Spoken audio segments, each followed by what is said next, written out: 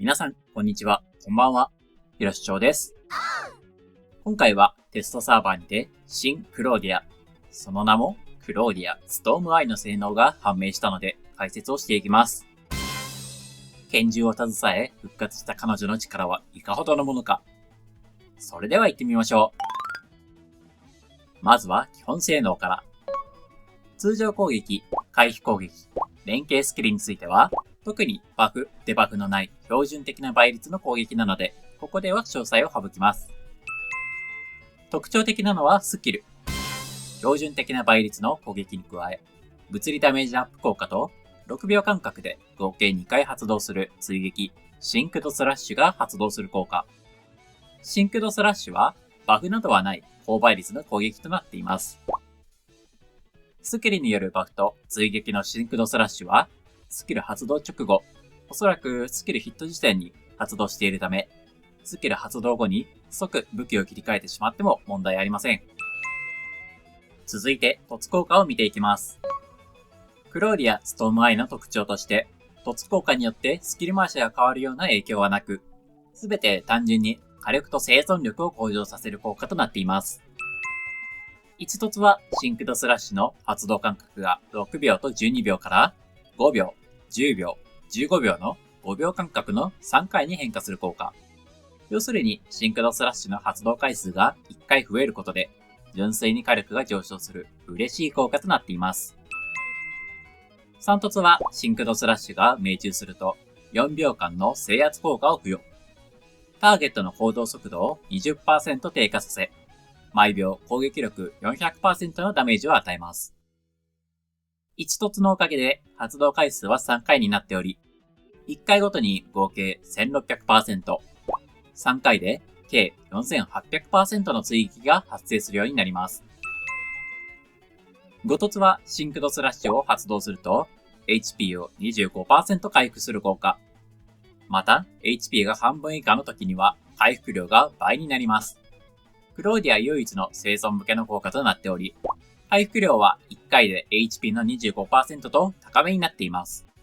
スキルクールダウンのことを考えると、21秒間に3回回復が入るのは耐久力向上に大きく貢献してくれるでしょう。貫突はスキル発動時の物理ダメージアップが 12% から 35% に上昇する効果。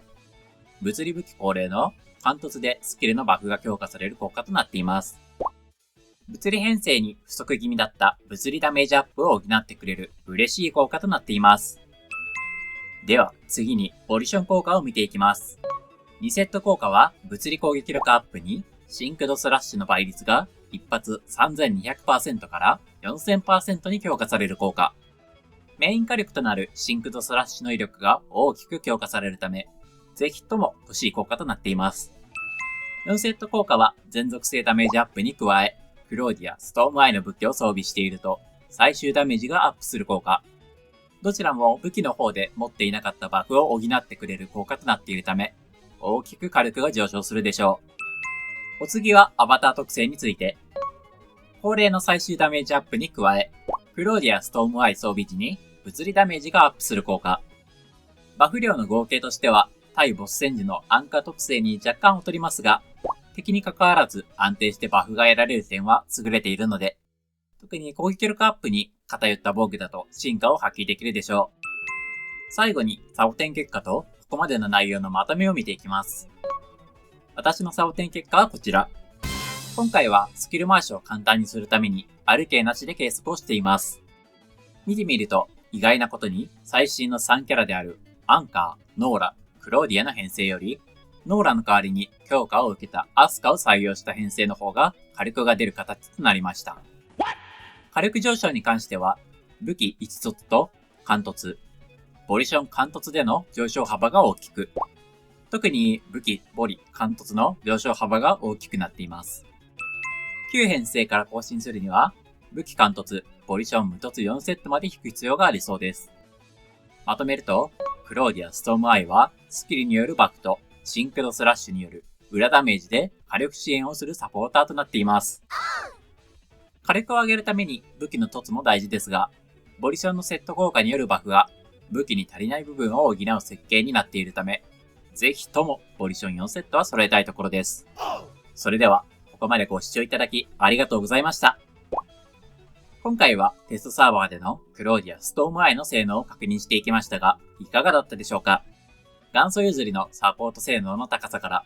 今後の物理編成を長い間支えてくれる存在となるでしょう。今回の動画が参考になった、興味深かったと思っていただけたら、